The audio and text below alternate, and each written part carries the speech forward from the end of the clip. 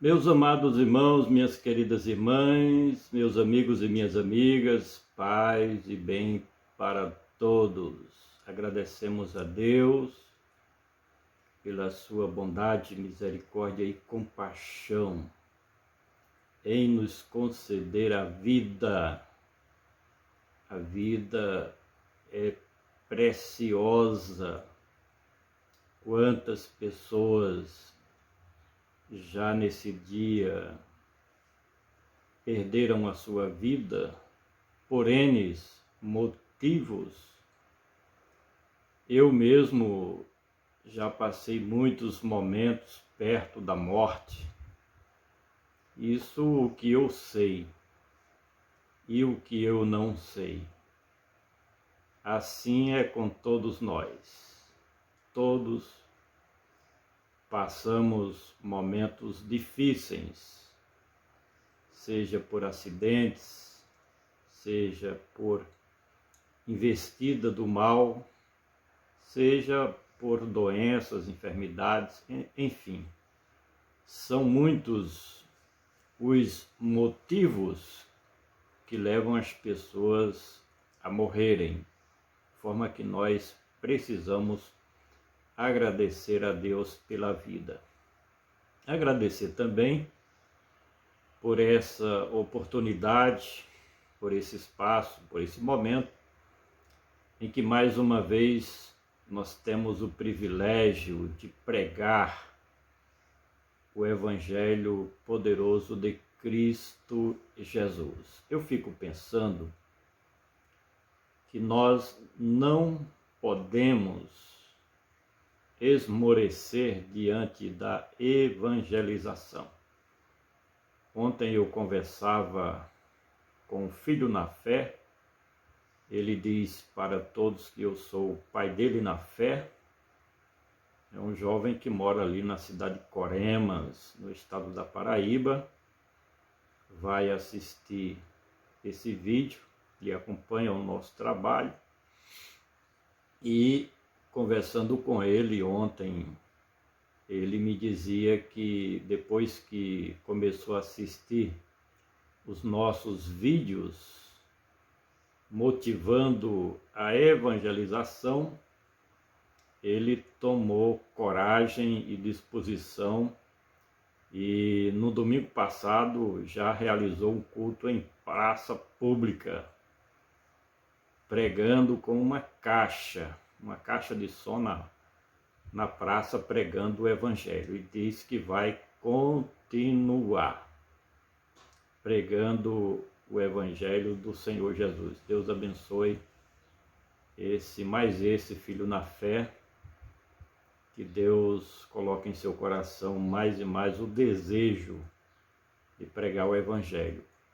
E o nosso objetivo é esse, é estimular, dar o nosso conselho para as lideranças, para pastores, para evangelistas ordenados e principalmente os evangelistas natos, aqueles que gostam de evangelizar, aqui por todos os meios possamos nos empenhar cada vez mais em pregar esse evangelho. Por quê? Porque nós precisamos apresentar para a sociedade o reino de Deus. João Batista começou o seu ministério falando sobre o reino de Deus. O Senhor Jesus começou o seu ministério pregando sobre o reino de Deus. Nós precisamos que as pessoas exerçam a teocracia. E aqui eu não estou falando de um regime político, eu estou falando do governo de Deus sobre a vida das pessoas. Nós observamos que em nosso país e no mundo são muitos aqueles que querem, lutam para governar os outros, dominar a vida dos seus semelhantes. E seja através do executivo, do legislativo e até o judiciário, até certo ponto, no nosso país, tenta dominar e governar sobre a população, sobre a sociedade, sobre o país. Mas nós sabemos que o poder, o governo humano é limitado, passageiro e temporário, mas o reino de Deus é eterno, é para todo o sempre. E esse é o reino que deve prevalecer na nossa vida. Por que pregar o Evangelho? Porque nós, com a mensagem do Evangelho, devemos mostrar para as pessoas a necessidade do arrependimento.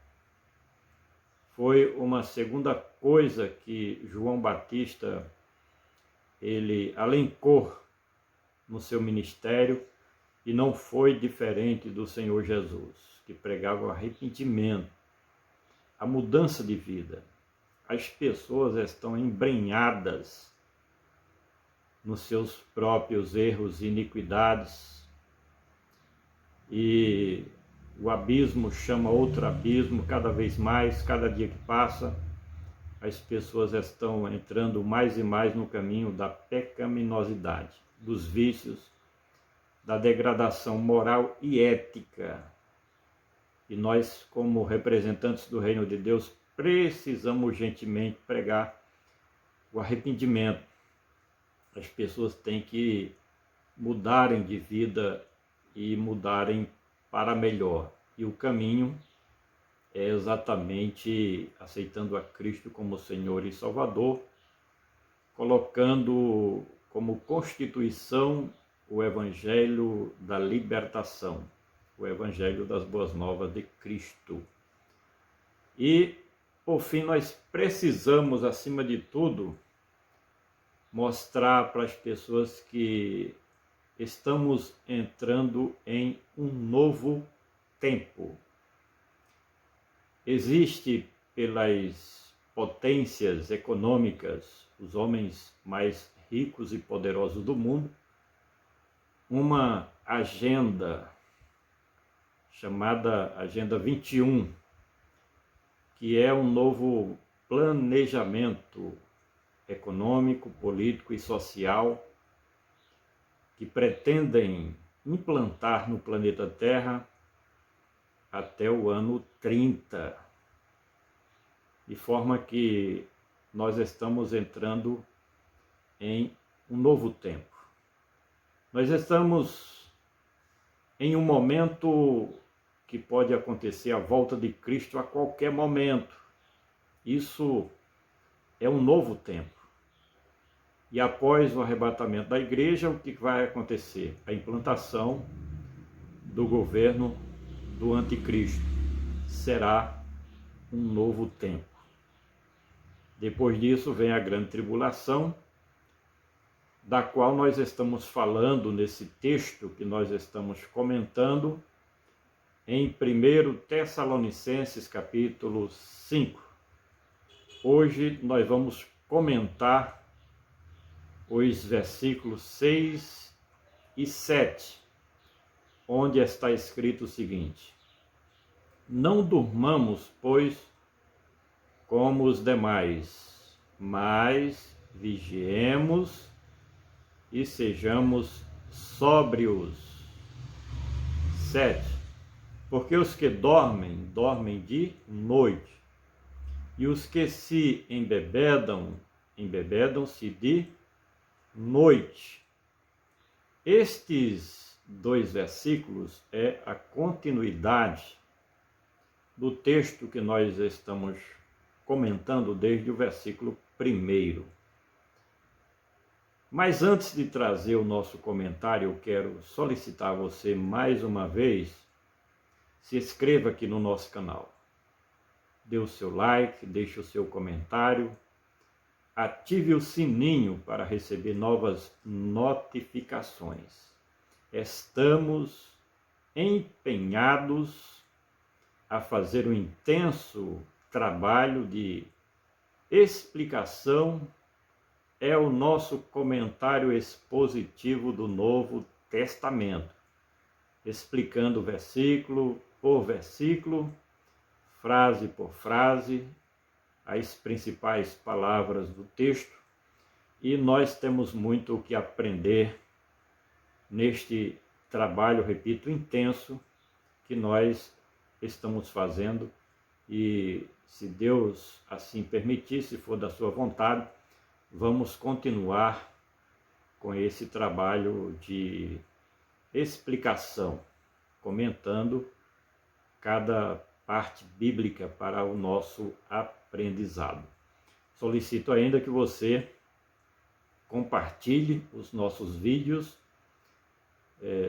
seja o próprio vídeo ou o link nas suas mídias sociais, nos grupos do WhatsApp que você faz parte. Vamos juntos semear a boa palavra do nosso Deus. Visite as nossas mídias sociais, o nosso Twitter, Comentário Bíblico, as nossas páginas no Facebook, são 8 páginas, Evangelista Francisco Amâncio, e temos o nosso blog muito importante, que é Comentário Expositivo do Novo Testamento. Estamos escrevendo Comentário Expositivo do Novo Testamento, já temos prontos de Atos até o livro do Apocalipse, inclusive publicado aí no nosso blog, e vamos divulgando aos poucos todo o Novo Testamento, que é a carta magna da Igreja do Senhor Jesus. Sem mais delonga, entrando aqui no nosso comentário. Esses 2 versículos, escrito pelo apóstolo dos gentios, a Igreja de Cristo na cidade de Tessalônica, era um alerta a fim de que os seus filhos na fé pudessem estar vigilantes sobre os últimos acontecimentos ainda naquela época. Esse mesmo texto deve também servir de orientação, de instrução, principalmente para nós que vivemos nestes últimos dias, muito mais do que naquela época em que Paulo escreveu essa sua carta. Por quê? Porque naquela época eles não sabiam que haveria um hiato de tempo entre a primeira vinda e a segunda vinda de Cristo. Os escritores do Novo Testamento, as lideranças da igreja do primeiro século de nossa era cristã, e a própria igreja acreditava que Jesus voltaria naqueles mesmos dias, naquele tempo. Mas tinha um cronograma de realizações da parte de Deus, e já passamos mais de 2000 anos. Porém, as profecias neotestamentárias apontam para o fim dos tempos. Nós estamos cabalmente no cumprimento dos sinais que antecedem a volta do Senhor Jesus. Desta forma, esse texto cabe muito bem no nosso tempo, neste momento em que nós estamos atravessando momentos difíceis, não só em nosso país, mas em todo o mundo. Esta pandemia, esta enfermidade, esta doença, que pode ser chamada de praga dos últimos dias, tem causado pânico, medo, terror em toda a humanidade. Isso nos mostra que não há mais o que se esperar de coisas boas neste mundo. E o alerta serve também para nós nos prepararmos para a vinda de Cristo. Porque só quem vai escapar da grande tribulação são aqueles que participarem efetivamente do arrebatamento da igreja. E o conselho de Paulo é: não durmamos, pois, como os demais. Isso não fala do sono de todas as noites que nós precisamos para a recuperação das energias, para a manutenção do nosso corpo. Não é sobre este sono, o sono noturno, que Paulo está se referindo. Ele fala sobre a forma como os seres humanos ficam desligados da realidade. Isso nos leva a pensar sobre aqueles que estão anestesiados. Falávamos no último comentário aqui sobre essas pessoas, os filhos da noite e os filhos das trevas. Não durmamos, pois, como os demais, mas vigiemos e sejamos sóbrios. Olha o outro lado da questão. Essa recomendação do apóstolo dos gentios era justamente para os filhos na fé que ele havia ganho ali na cidade de Tessalônica. E esta mesma palavra, percorrendo mais de 2000 anos, chega até nós como um sinal de alerta. Não durmamos, pois, como os demais, mas vigiemos e sejamos sóbrios. Vigiar, para um cristão verdadeiro, é estar atento.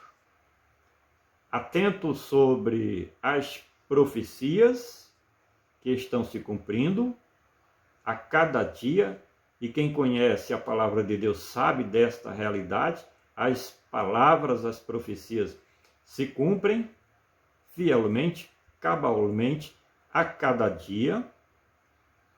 Além do mais, está vigilante sobre as promessas de Deus, que são as coisas mais importantes na vida de um cristão verdadeiro. Essas promessas contidas no Evangelho das Boas Novas de Cristo, elas vão se cumprir. Tudo que o Evangelho revela, mostra como a maior luz de esperança para a vida futura, é a mais pura realidade. É a verdade em essência, não é história de carochinha. Basta ler as Sagradas Escrituras e nós vamos encontrar inúmeras promessas de uma vida melhor, uma vida feliz, uma vida abundante, uma vida plena nas mansões celestiais. Acima de tudo, a promessa da vinda de Cristo. Aquilo ali não é balela, não é falácia. Quando Cristo disse: vou preparar-vos lugar, e quando eu voltar vos levarei para mim mesmo. É a promessa do Senhor Jesus. Essa não é uma palavra de homem mentiroso, enganador, trapaceiro, não. É a palavra daquele que é a verdade em essência, Cristo Jesus, o Filho de Deus, o profeta de Deus. E além do mais, vigiar quanto à nossa vida cristã diária. Vigiemos e sejamos sóbrios Essa vigilância é para que não venhamos a nos acomodar e até certo ponto aceitar o que o mundo oferece. Porque o tipo de investimento que o mundo e o inimigo faz contra a vida de um cristão verdadeiro é diferente do primeiro século da era cristã. Hoje vem através de inúmeras fontes os manjares para que aquele que nasceu de novo, se converteu, é uma nova criatura, abandone o caminho do Evangelho. Os manjares são oferecidos de formas ilimitadas. Hoje, para as pessoas negarem a sua fé, há uma facilidade muito grande.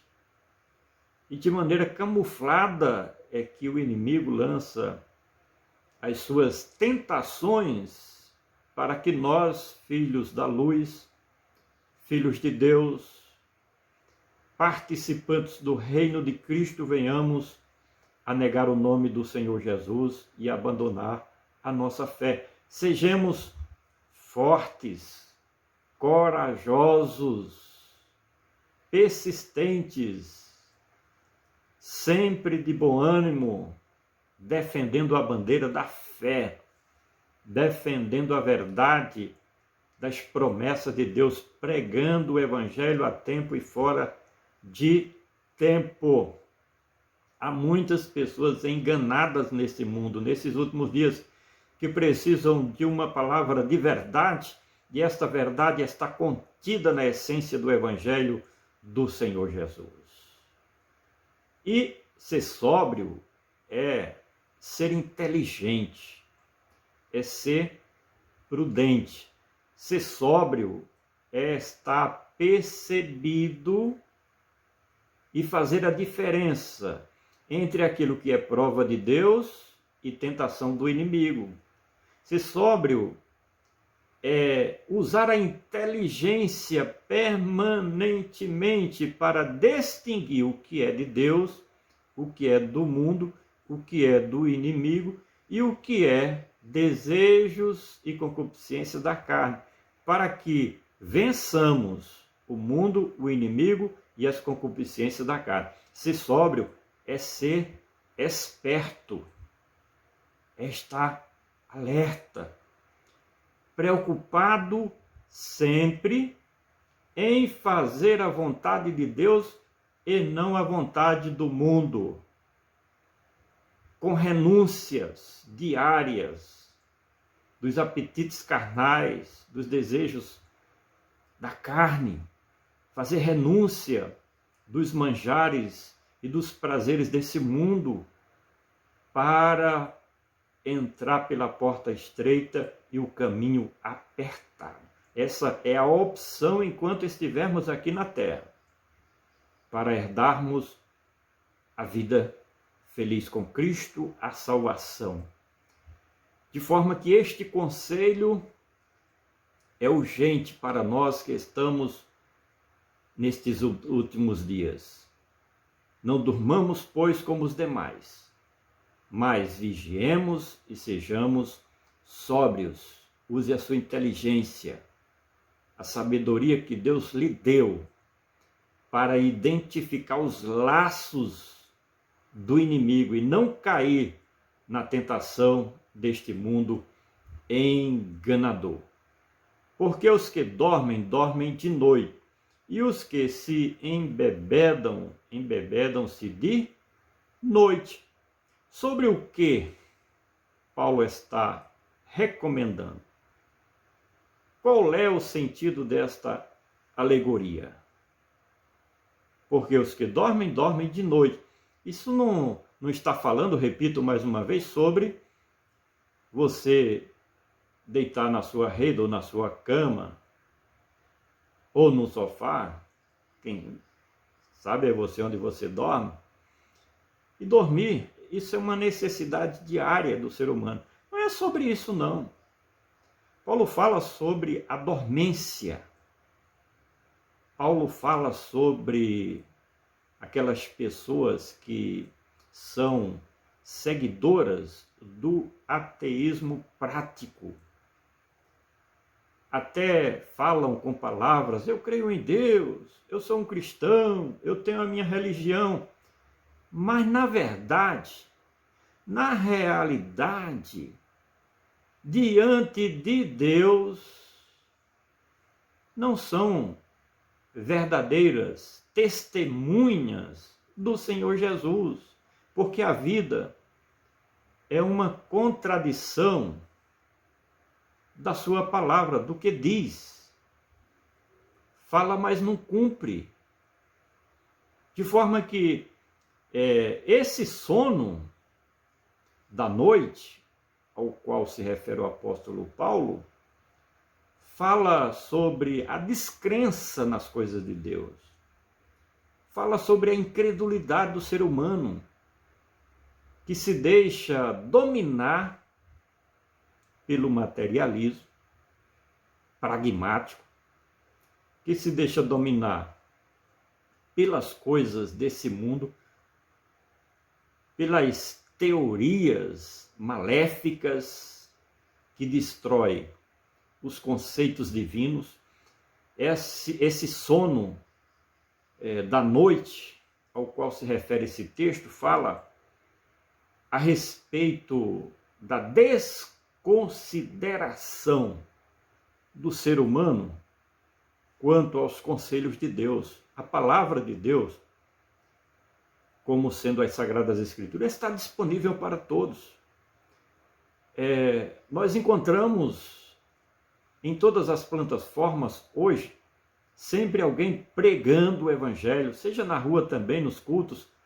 As igrejas estão em todos os lugares pregando a palavra, e essa demência, essa incredulidade, esse ateísmo, que é esse sono da noite que se refere o texto, tem tomado proporções alarmantes na vida das pessoas, ao ponto delas se tornarem indiferentes para com as coisas de Deus. Porque os que dormem, dormem de noite, e os que se embebedam, embebedam-se de noite. Por que Paulo fala sobre a embriaguez? Porque a pessoa embriagada, ele, em grande parte, perde a noção das coisas, perde a sua inteligência, perde exatamente o discernimento da realidade. O álcool, ele se encarrega de adormecer o cérebro da pessoa, a fim de que essas mesmas pessoas, dependendo do grau de embriaguez, falem coisas e façam coisas que muitas vezes no outro dia alguém comenta, cobra, e a pessoa nem lembra do que falou ou do que fez. Essa embriaguez espiritual é perigosa, porque também se refere à dormência da consciência. Como que nós podemos interpretar isso? Existem muitas pessoas, e a grande maioria, que falam ou que praticam determinadas ações abomináveis, verdadeiros crimes, e a sua consciência é como se tivesse embriagada. Não tem peso na consciência, não tem cobrança na sua consciência pelos seus próprios erros.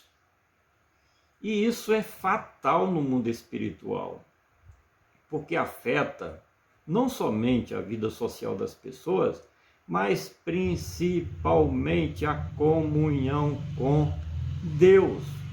Este sono, ou esta embriaguez da qual se refere o texto, fala sobre a morte da alma, a morte do espírito, a morte da essência do ser humano diante do seu Criador.